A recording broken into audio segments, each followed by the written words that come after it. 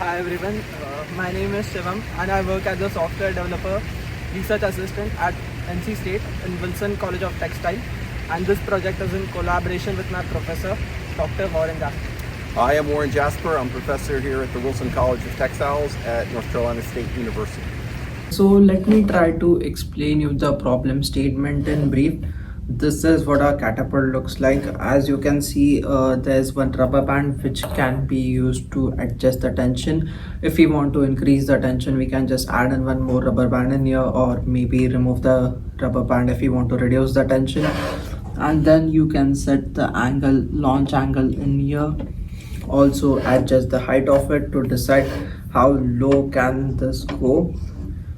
And then we have different types of ping pong ball we want to test. So this is like one with a hole, this is bit heavy, and this is which is the lighter version of it. So what our objective here is, we want to launch our ping pong ball using this catapult. So this would launch it in projectile motion, and what our objective is to calculate the distance at which ball is going to have its first point of contact with the ground after being launched. Now, since you have understood the objective of this project and how this basically works, let me try to explain you the reason behind doing this. Is we want to do some data modeling, that is create some training data in supervised learning, which could later be used by machine learning using regression to predict the distance. So the training data would look something like this: a table with rows having like at what particular angle or at what particular tension is the distance traveled by the ball. That is the first point of contact with the ground. So this is basically for doing some data modeling, which could later be used by machine learning for training and regression analysis. Let me familiarize you with our setup. So this is the catapult which would be used in our experiment. As you can see, it has been placed on the edge of the table, and then a ping pong ball could be placed right here in the hole which is given. And you can see you can leave the catapult to launch the ping pong ball, but because of the jerk, the catapult can move. So we don't want that. We want its position to remain same throughout the experiment. Therefore these clamps are used so that the catapult doesn't move because of the jerk. So let me give you a closer look of the catapult, how it looks like. Also make sure that the measuring tape starts from the bottom of the table and is placed exactly in a perfect straight line, so that there is no error in our measurement. So let me familiarize you with how the traditional way works is, first we'll decide what type of ball are we going to use. Let's say I decide to use this heavy ball, and then I'll decide what type of tension I want to use, like do I want to use low or high tension. Then depending upon that, I'll adjust the number of rubber bands. I'll decide the angle and the height at which I want to conduct the experiment. I want to know all of this beforehand. So what I'll do is, I'll take the ball, launch it. Now I approximately know where it has had its first point of contact with the ground, which is 120, and now I'll place an aluminium foil over there. As you can see, I've placed the aluminium foil in the area where I'm expecting this ball at the particular configuration to have its first point of contact with the ground after it's been launched. So now I'll do this. As I can see, there is a dent on the aluminium foil at this point, which is 114 inches. As you just saw, the traditional way of doing it, how inefficient it is, and how much manual work it requires.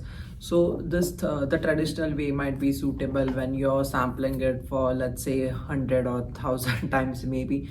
But let's say if you want to create the data for 10,000 points or something, it is just next to impossible and just requires a lot of manual labor work.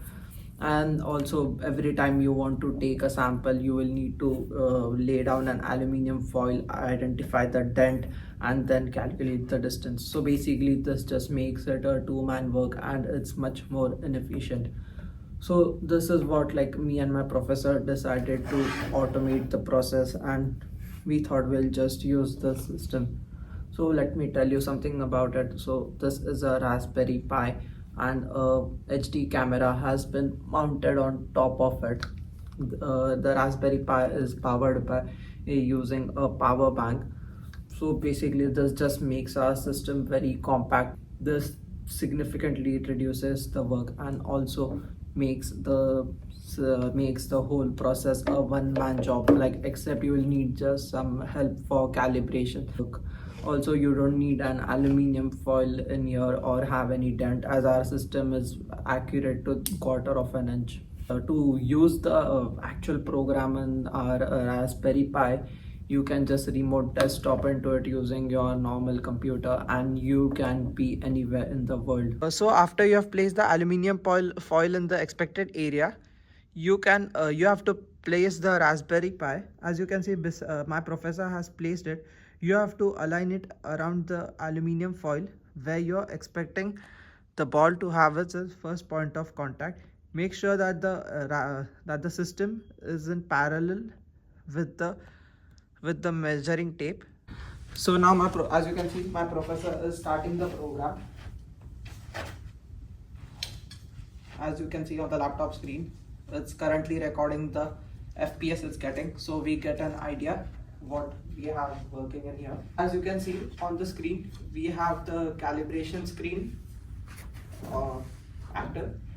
So first we have to make sure the camera is in focus. We can adjust that. As you can see, my professor is doing it. You can adjust the lens, the focus, by twisting the lens. And I have placed a ruler scale, and my professor will move the camera so the green line aligns with the scale. Yes, good. Okay. So 112 is the midpoint. Okay. Now we'll find the minimum. More. We have got the coordinates now, which is 112 and 83. Okay, so now I'll use this ball. I'll adjust the catapult. I'll place it in here. I'll enter yes. After hitting yes, I'll have approximately 5 seconds to release the ball.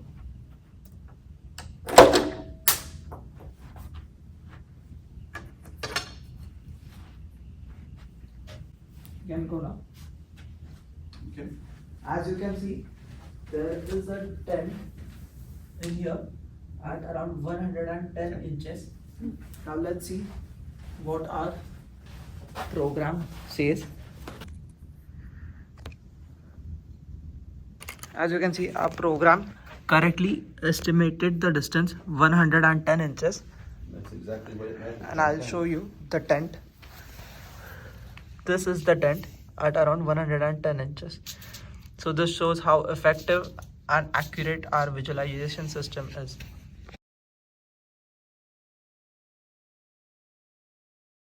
Let me remote desktop into the Pi using Microsoft Remote Desktop.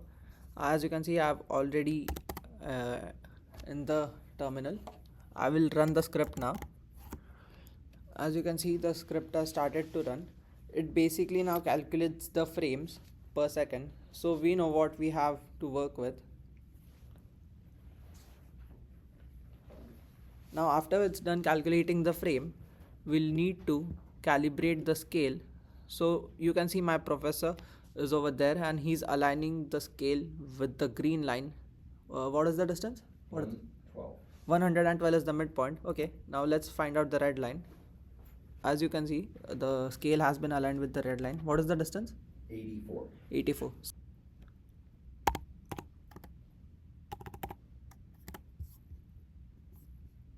So after I enter the value, the mid value and the minimum value, I have approximately 5 seconds to launch the ball. After I hit yes,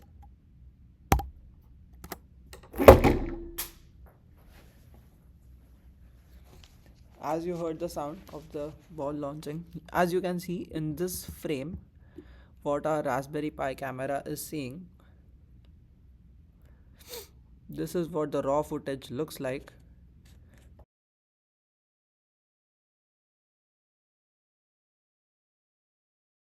As you can see, the ball has been tracked by the pi camera. In the black and white frame also you can see the image subtraction, and these are the center coordinates of the circle which is tracked, and the estimated distance is 103.5. I'm adding in the picture as a proof.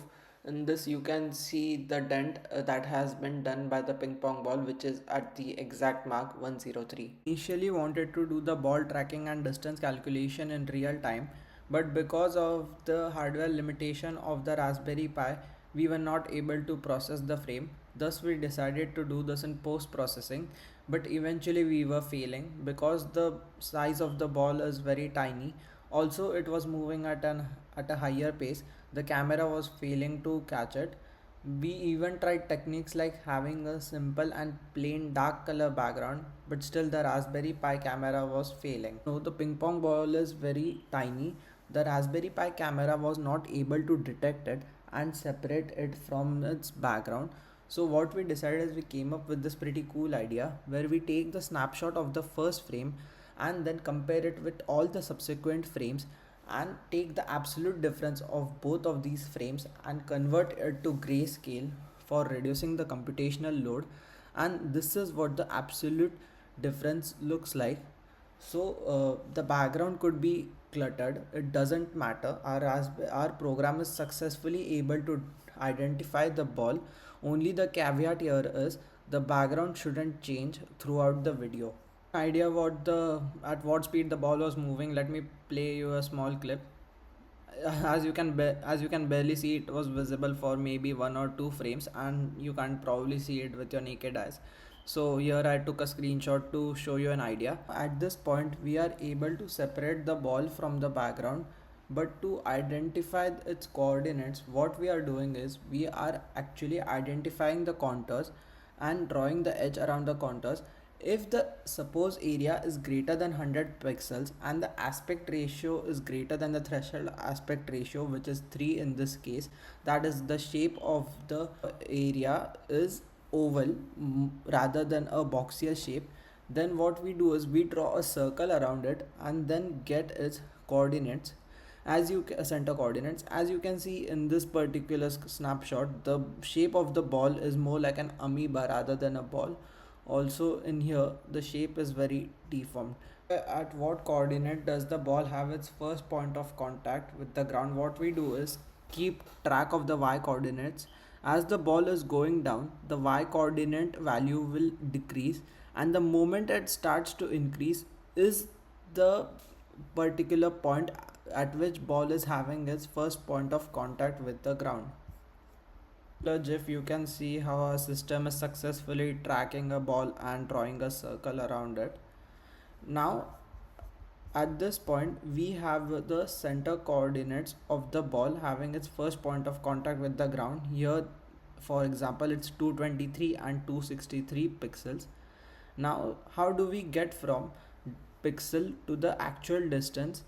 So here is where the calibration we did in the start comes into play. So the window of the OpenCV is 640 pixels and the red line is 84 inches from the table.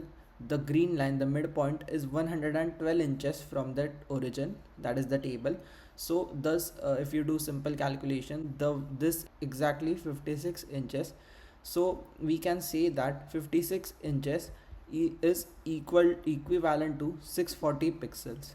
So one pixel has approximately 0.0875 inches, and the coordinates of our ball is 223 pixels. So 223 pixel multiplied by inches per pixel gives us inches, which is 19.5 inches. As you can see, the ball is 19.5 inches from the red line, but the red line is 84 inches from the table. So if we add 84 plus 19.5, which gives us 103.5 inches, which is what exactly you can see in this proof which I am attaching. Here is the dent of the ball. Thank you so much for watching my video. If you have any doubts, please feel free to leave in the comment section.